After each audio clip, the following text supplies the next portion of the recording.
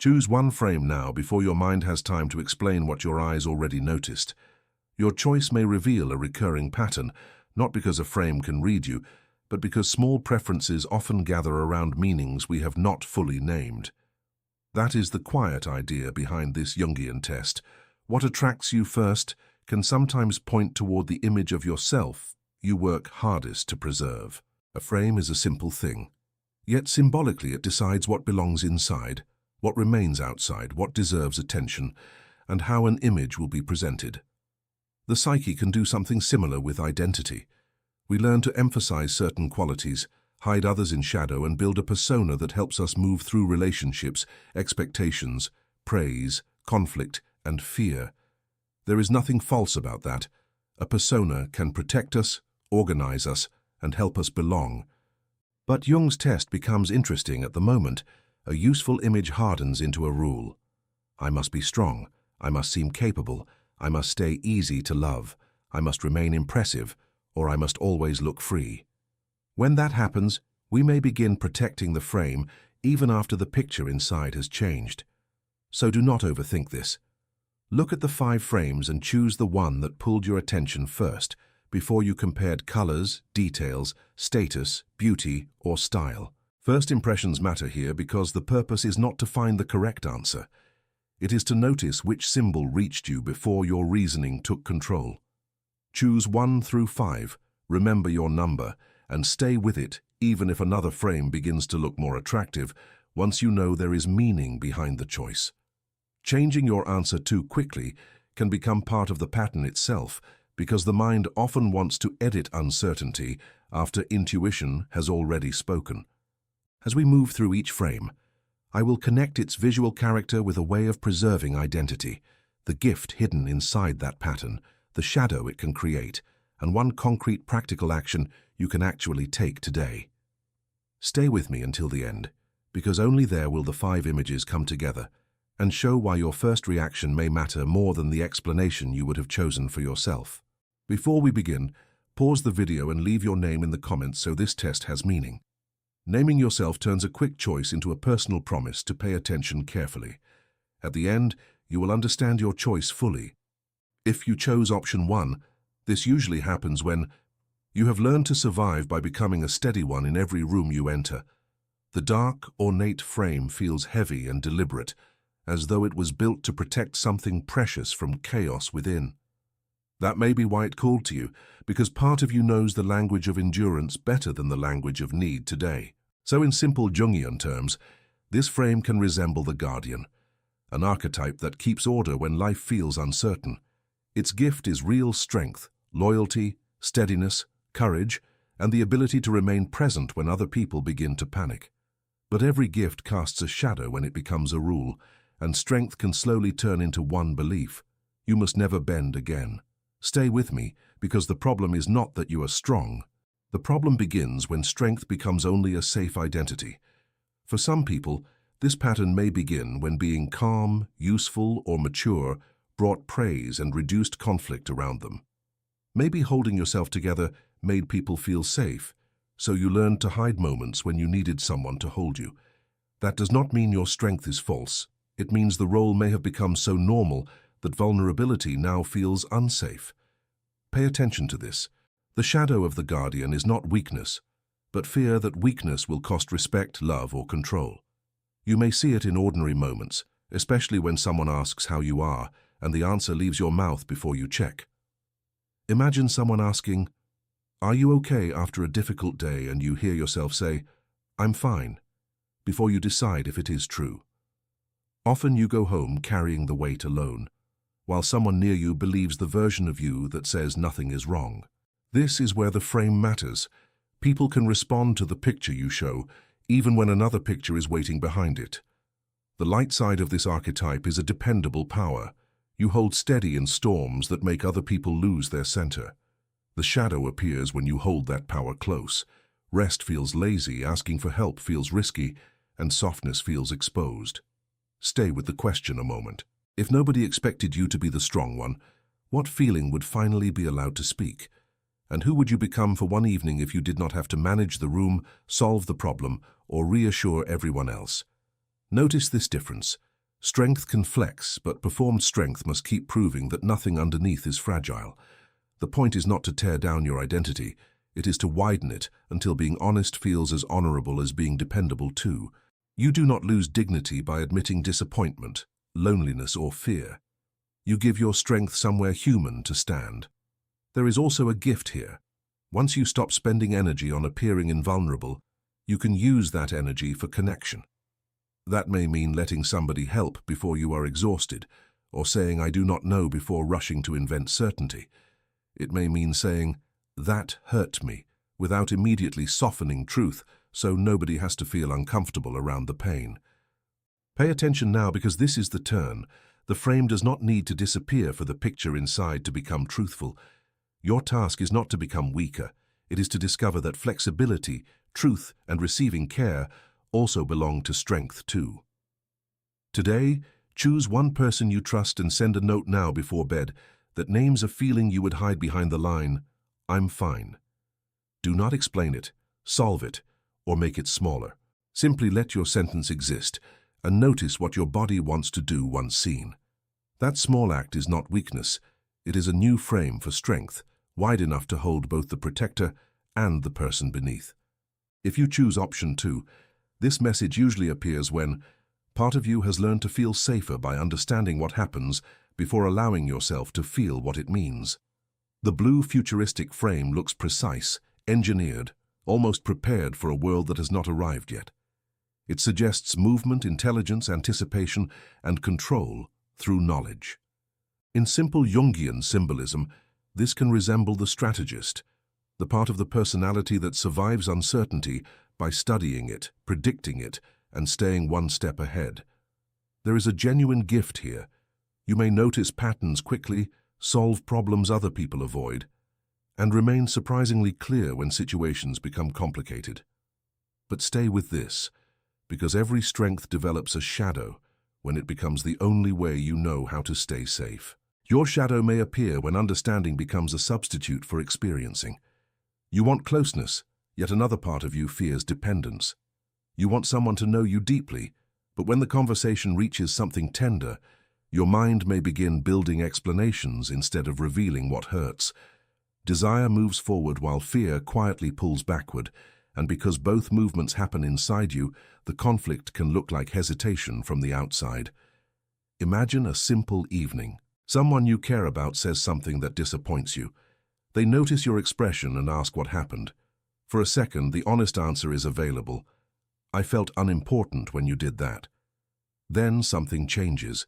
You begin explaining their behavior instead. Maybe they were tired. Maybe they misunderstood. Maybe you expected too much. Within minutes, you have created such a reasonable explanation that nobody needs to discuss the feeling that started the conversation. It looks calm. It may even feel mature. Yet later, while brushing your teeth or staring at the ceiling, the emotion returns because explanation did not actually give it somewhere to go. This is the tension of option 2. The mind says, "If I can understand it, I can control it." The quieter part says, "But I still want to be seen." Pay attention to that contradiction. You may be highly independent, not because you never need anyone, but because needing someone can create an uncertainty your mind cannot completely organize. Perhaps competence earned you respect in the past. Maybe knowing what to do helped you avoid embarrassment, disappointment, or the feeling of being powerless. Over time, the capable persona became more than a skill. It became the version of you that feels safest to present.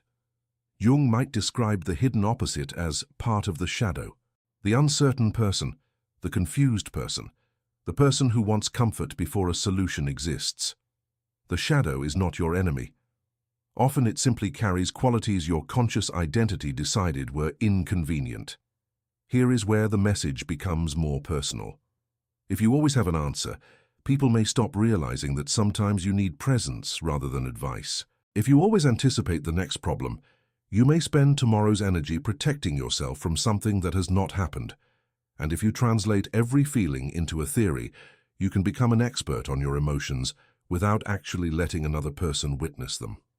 This is the mini-climax, the control you use to prevent vulnerability, can quietly prevent the connection you were trying to protect.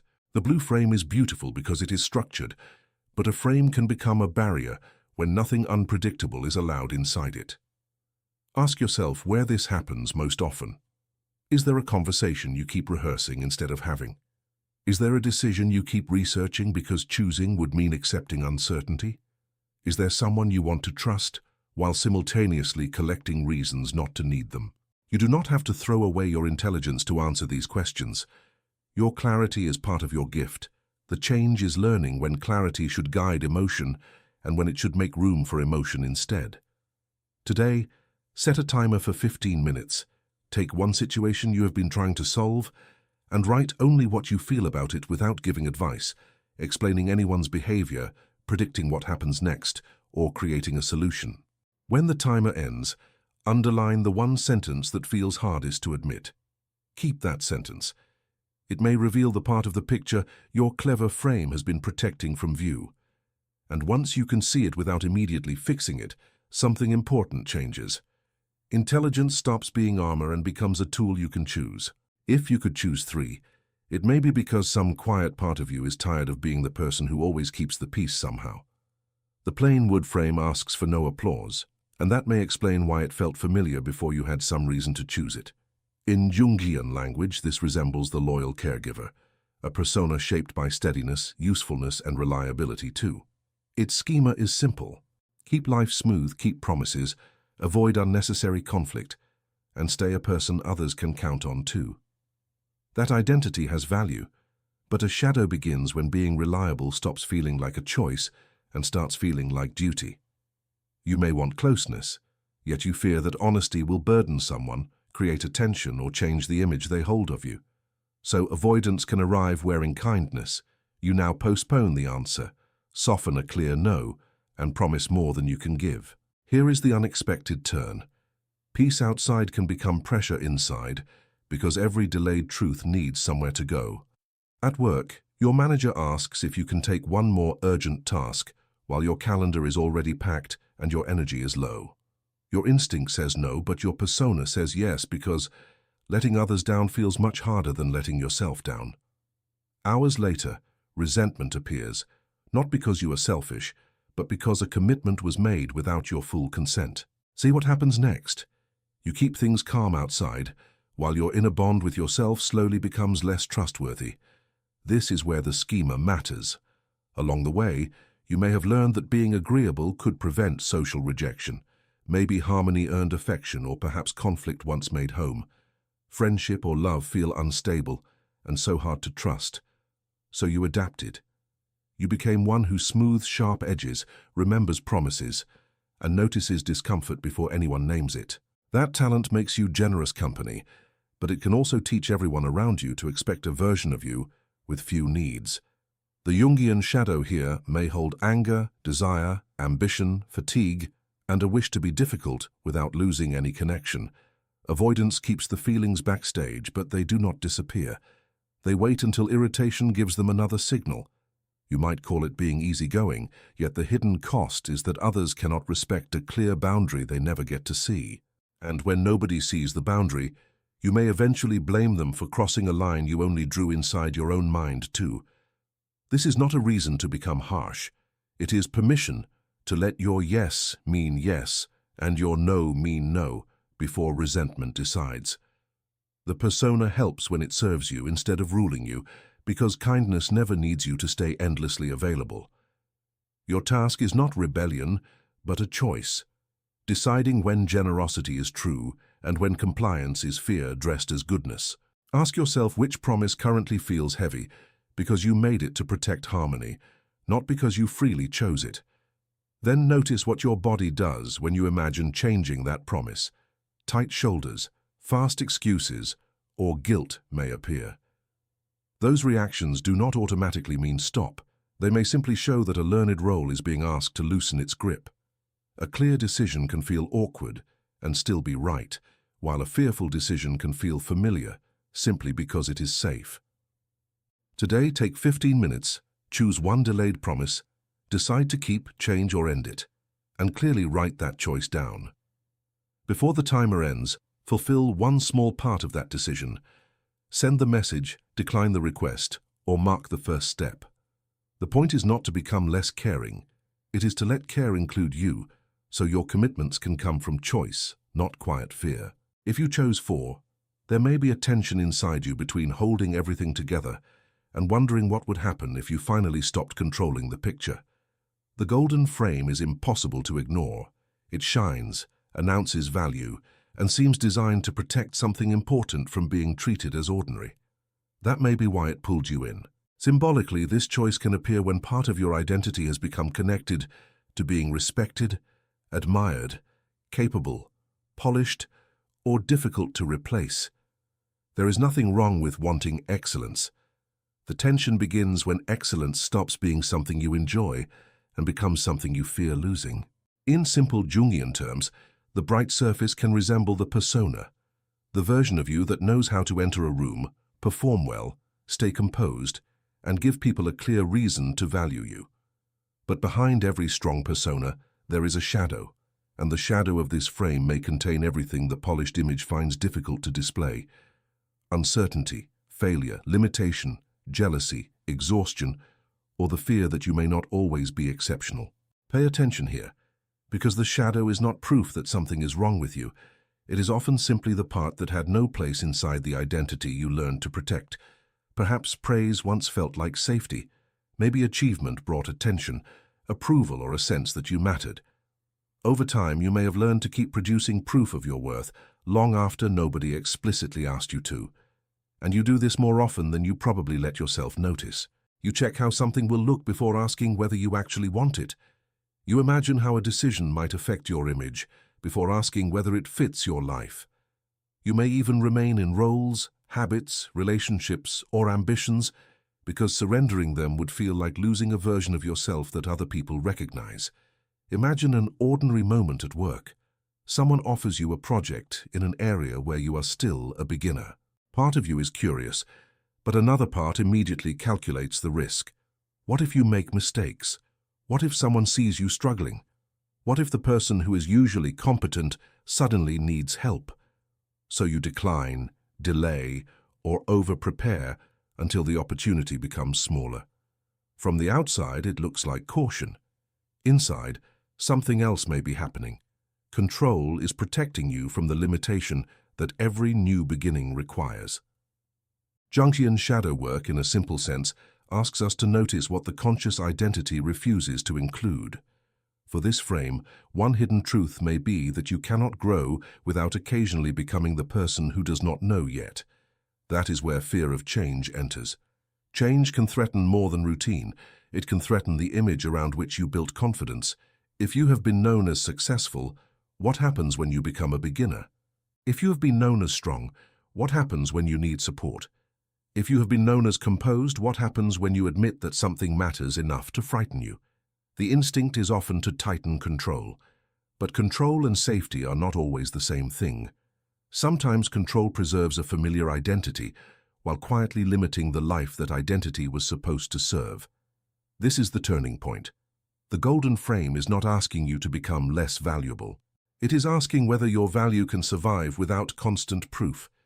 Your gift may be ambition, discernment, leadership, beauty, discipline, or the ability to raise standards around you. Keep those gifts. What can soften is the belief that every decision must protect the image attached to them. Ask yourself where you are saying yes because you want admiration, and where you are saying no because you fear being seen imperfectly. Then notice which answer feels more alive beneath the performance. Today, choose one decision you have been keeping vague and give it a clear yes or a clear no before the day ends. Say yes to the opportunity you genuinely want, even if it makes you a beginner. Or say no to the obligation you keep, only because abandoning it might disappoint the image others have of you. Do not add maybe someday or I will see. Let the answer be clean. That small act of surrender does not destroy the frame. It reminds you that the picture inside is allowed to change, and your worth does not disappear when it does. If you chose 5, something in you may already be leaning toward change, movement, and a break from the order that once kept life predictable. The living frame of branches and flowers does not look fixed. It looks as if it is becoming.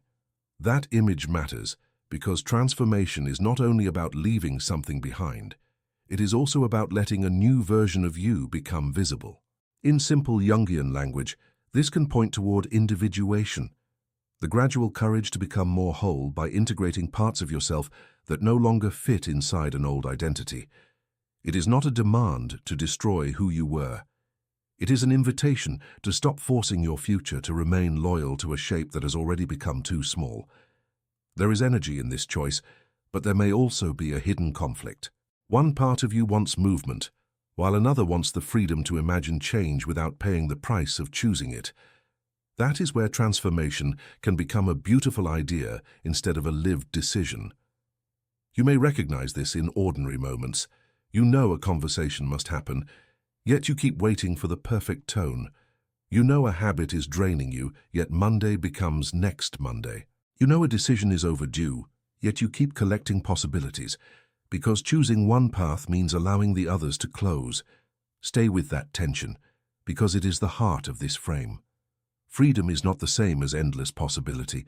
Real freedom sometimes arrives when you close one door on purpose. The shadow of the explorer is not simply restlessness. It can be the fear that commitment will trap the self you fought to protect.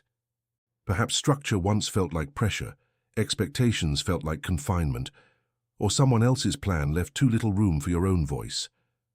So you may have learned to keep an exit open, even when part of you longs to stay. Notice the paradox. You can resist being defined by others while quietly becoming defined by your resistance. That is the subtle turning point. Transformation is not proved by wanting a different life. It begins when your behavior gives your desire a body. Think of someone who has wanted to leave a draining routine for months. Every evening they promise to wake earlier, call the person, cancel the obligation, or begin the course. Morning arrives, discomfort appears, and the familiar pattern wins another day. Nothing dramatic happened, yet nothing changed. This is why individuation requires courage in small places. Integration means letting the adventurous part and the responsible part sit at the same table instead of making one exile the other. You do not need to become predictable. You need enough inner steadiness to choose change without using change as an escape from choosing. Ask yourself, what has already ended emotionally but still continues practically? Which conversation is waiting for your voice? Which routine keeps an older version of you alive because changing it would make the new version undeniable? The answer may feel uncomfortable, and that discomfort is useful. It marks the border between imagining transformation and allowing transformation to have a consequence. Courage here is not a dramatic leap. It is a movement that makes returning to the old arrangement slightly harder. Today, choose one change you have postponed and make one small move that cannot be completely undone. Send the message, book the appointment, cancel the unused commitment, enroll or remove the object that keeps the old habit easy. Do it before your mind builds a better excuse, then let the action stand as evidence that change has moved from imagination into life. The frame can change with you. Your life is allowed to move. Now that you have seen all 5 frames, one pattern begins to appear beneath their different colors and shapes around you. Each choice seemed to speak about a different identity, yet all of them circle the same private question inside yourself. What image of yourself feels so important that changing it might seem like losing safety, love, value, or freedom entirely? The answer matters because avoidance rarely looks like fear once it has already become part of your familiar character. Repetition makes a defense feel natural until you forget that you once learned it for a reason and not by destiny. In simple Jungian terms, the persona helps you meet the world, while the shadow stores what that persona cannot easily show. Strength may hide need, competence may hide uncertainty, harmony may hide anger, and freedom may hide fear of commitment. None of those hidden parts cancel your gifts. They simply ask to belong inside the picture you are willing to see. This is why the frame matters as a symbol. It does not create the image, but it decides what receives attention. Your mind can do something similar when it protects one identity so carefully that other possibilities remain outside. Perhaps your chosen frame showed the role you repeat, because that role once helped you stay accepted, useful, admired, or safe. That history deserves respect, but repeating an old protection forever can turn yesterday's solution into today's limitation. Integration begins when you can keep the gift without obeying the fear that once stood behind it. You can remain strong without pretending you never need support, and remain capable without turning every feeling into a problem. You can care for harmony without abandoning your own limits, and pursue excellence without making approval your oxygen. You can love freedom while still choosing commitments that give your growth enough structure to become real. That is the movement Jungian symbolism points toward. Not perfection, but a wider self that can hold opposite truths. You are not only the protector or the beginner, the reliable one or the rebel. You contain each possibility in different measures. The accomplishment is not that you picked the right frame, because there was never a right frame to pick in the first place. The accomplishment is that you stayed long enough to see how a preference could open a question you might normally avoid. That question is already a beginning, because awareness creates a pause where repetition once moved without being noticed. A pause may seem small, yet psychologically it can become the space where an automatic pattern turns back into a choice.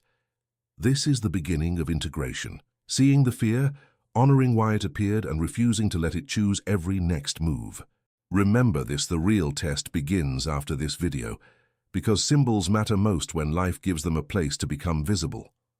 The next time you feel the familiar urge to control, avoid, impress, please, escape, or delay, notice the frame returning. Do not attack that reaction. Simply recognize it as an old attempt to keep one version of you safe from uncertainty. Then ask a different question. What would I choose if I did not need this moment to prove who I have always been? Today, choose one moment when your usual pattern appears. Pause before responding, and take one action that includes the part you normally hide. It may be honesty instead of strength, uncertainty instead of expertise, a boundary instead of harmony, or commitment instead of escape. Whatever it is, let that small choice mark a new beginning. Not a rejection of who you were, but a wider way of becoming who you are, with deeper courage. Before you leave, hold on to the number you chose, because the most important part is not the frame itself, but what you recognized in yourself while listening. That recognition is worth carrying with you, because a symbol becomes meaningful only when it helps you notice something real in your daily life. Please indicate your chosen number in the comments. Please type your name. I want you to leave both there as a small marker of this moment, almost like placing your signature beneath the frame you just chose. You may return later and discover that the meaning has shifted, because you have shifted too, and that is part of why these symbolic tests can feel so personal. If one sentence stayed with you, do not rush past it. Let it follow you into the next ordinary moment when your old pattern asks you to perform, avoid, control, please, impress, or escape. That is where your choice stops being an idea and becomes a mirror. And if this reflection gave language to something you have felt but could not quite name, like this video as a simple way of marking that moment. Subscribe if you want to keep exploring these quiet patterns through symbolism, shadow, persona, and the choices that seem small until they touch something true. You do not need to agree with every word for the test to matter. You only need to notice what made you pause, resist, remember, or feel unexpectedly seen. Sometimes the part that makes you uncomfortable is not wrong. It is simply standing near a door you usually keep closed. You have already done the first difficult thing by looking at the frame instead of only defending the picture inside it. Now take that awareness with you gently, because insight becomes useful when it changes one honest response, one boundary, one conversation, or one decision. Do not wait for a dramatic transformation. The deeper change may begin the next time you notice yourself reaching for the familiar mask and choose to stay present for 1 second longer. That second is enough to create a different ending, because awareness gives you room to answer from who you are becoming instead of who you once had to be. Keep your number in mind tomorrow and notice when its message appears in a real choice, because that is where this story becomes yours. If you feel ready to continue, carry the question forward instead of trying to solve yourself all at once, because the next symbol may reveal another side of the story. Watch the next test on your screen right now.